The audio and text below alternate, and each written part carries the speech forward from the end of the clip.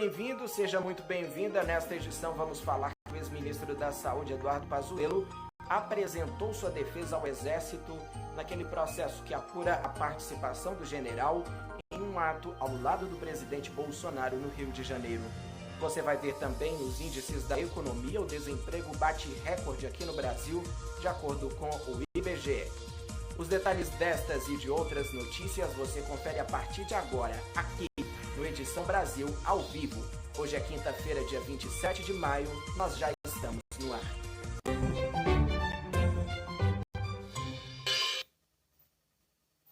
Olá, uma boa noite para você. A gente abre essa edição falando sobre os índices da economia. O desemprego no Brasil bateu recorde esse ano.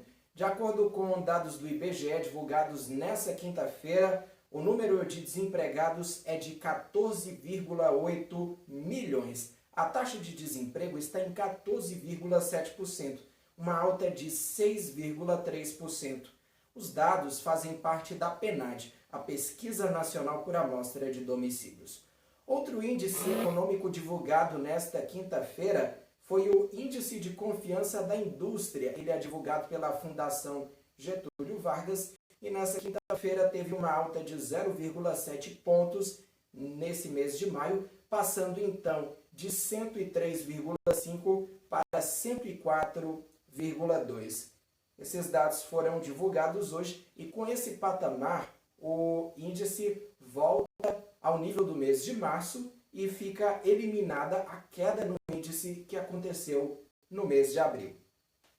Falando agora sobre política, porque a Polícia Federal entregou ao Supremo Tribunal Federal um relatório em que conclui que o deputado Daniel Silveira cometeu crime de desacato ao discutir com uma funcionária do IML. Isso aconteceu na noite do dia 16 de fevereiro, quando Daniel Silveira foi preso por fazer apologia ao AI-5, o ato institucional número 5 da ditadura militar, e também por defender a destituição dos ministros do STF, o que é inconstitucional. Daniel Silveira publicou um vídeo nas redes sociais defendendo o AI-5 e a destituição dos ministros do STF e acabou sendo preso.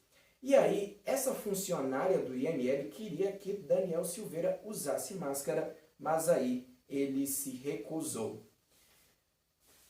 O general Eduardo Pazuello entregou hoje a sua defesa ao Exército. O Pazuello está sofrendo um processo disciplinar que apura a sua participação em um ato ao lado do presidente Bolsonaro no último domingo no Rio de Janeiro, onde aconteceu aquele passeio de moto.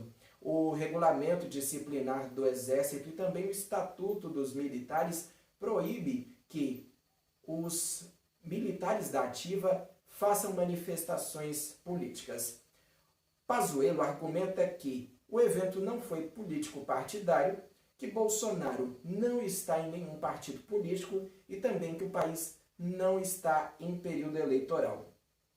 Pazuello também afirma que tem a plena convicção de que não violou as regras do Estatuto do Exército. Com a defesa, com essa apresentação da defesa, Pazuello poderá ainda ser chamado, num prazo de até 8 dias, para fazer a sua sustentação oral, caso o processo não seja sumariamente arquivado. E nas possibilidades de punição para Pazuello estão a advertência, a repressão oral e a punição. O Instituto Butantan retomou hoje a produção da vacina Coronavac após um período de quase um mês parado na produção. Com a chegada do IFA nessa semana, o Butantan vai produzir 5 milhões de doses que serão repassadas ao Programa Nacional de Imunizações. Até agora, o Instituto já entregou 47,2 milhões de doses do imunizante. E ainda falando sobre política, para você que está acompanhando o Edição Brasil, hoje foi o dia do depoimento do diretor do Butantan, Dr. Dimas Covas, e nesse depoimento houve muitas contradições em relação ao que Pazuello e o governo defendeu. Não é isso, Leonardo? Boa noite a você, seja bem-vindo aqui ao Edição Brasil. Boa noite, Rafael. Boa noite a todos que nos acompanham. E conforme você salientou, o diretor do Instituto Butantan, Dimas Covas, desmentiu o ex-ministro da Saúde, Eduardo Pazuello, hoje na CPI da pandemia no Senado, no que se refere às interferências do presidente Jair Bolsonaro na aquisição da vacina Coronavac, desenvolvida pelo Butantan em parceria com o laboratório chinês Sinovac. De acordo com o diretor, as tentativas de negociação não progrediram, contrariando o que Pazuello disse na semana passada, que Bolsonaro não havia interferido em nada. Foram ao menos feitas 3 tentativas, 3 propostas ao governo brasileiro para a aquisição dos imunizantes. Durante as tratativas, Bolsonaro chegou a criticar o imunizante, chegou a criticar a Coronavac e também disse que não compraria a vacina chinesa. Segundo o diretor, caso não houvesse esse atraso, o Brasil teria sido o primeiro país do mundo a iniciar a imunização. Em 8 de dezembro do ano passado, o Reino Unido aplicou a primeira dose do imunizante. Aqui no Brasil, a campanha de vacinação teve início no dia 17 de janeiro com a Coronavac. Conforme falamos há pouco, o Instituto Butantan teria feito essas 3 propostas ao governo brasileiro dentro do seu cronograma. A primeira proposta foi feita no mês de julho, ofertando 60 milhões de doses da vacina a serem distribuídas até o mês de dezembro. A segunda proposta, no mês de agosto, retomava o acordo anterior e também pedia recursos para estudos clínicos e a reforma de fábricas. Já no mês de outubro, foi feita a terceira proposta, dispondo de até 100 milhões de doses, sendo que 45 milhões poderiam ter sido entregues até o mês de dezembro. Outras 15 milhões de doses seriam entregues até o mês de fevereiro deste ano e também outras 40 milhões de doses, uma outra leva de 40 milhões de doses, seria então entregue até o mês de maio. No fim, foi feito o acordo parcial do mês de outubro em janeiro deste ano, com a compra de 46 milhões de doses do imunizante. Ainda segundo Dimas Covas, o Instituto Butantan enfrentou dificuldades para a entrada de voluntários na fase dos estudos clínicos e se disse decepcionado com a forma a qual o Instituto foi destratado. O diretor Dimas Covas ainda ressaltou que as declarações anti-China feitas por autoridades brasileiras prejudicaram em muito a fabricação também e a aquisição de vacinas para a fabricação do imunizante, já que a China é a maior exportadora de vacinas contra a Covid-19 no mundo. Eu volto com você, Rafa. Léo, muito obrigado pelas suas informações. Boa noite a você. Leonardo Henrique falando de Juazeiro do Norte, no Ceará, trazendo as informações da política nacional. Boa noite a você, Léo.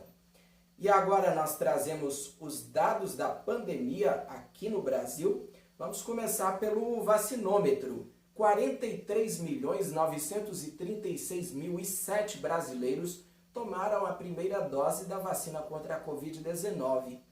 21.634.953 brasileiros tomaram a segunda dose do imunizante.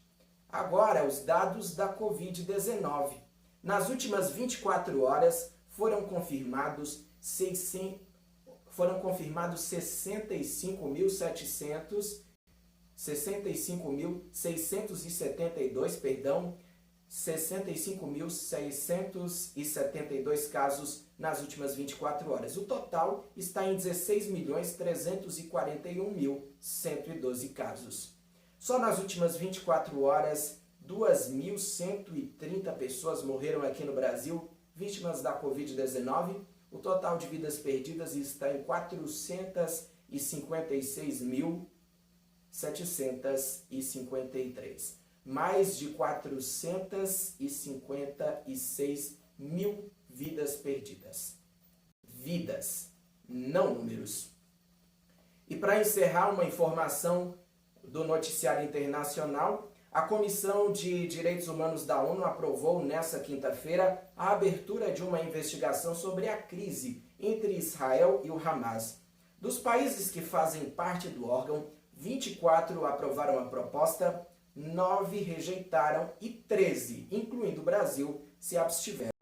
A posição defendida pela embaixadora, que é representante brasileira, é que a abertura de uma investigação internacional é ineficaz para resolver essa questão, para manter a paz entre Israel e Palestina.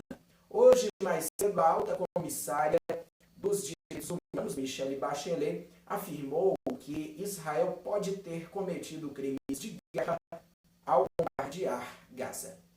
E assim nós encerramos esta edição. Muito obrigado pela sua companhia. Deixe nos comentários o que você achou. Esse é o nosso primeiro Edição Brasil transmitido ao vivo. Muito obrigado pela sua companhia. Uma boa noite para você e até a próxima. Tchau.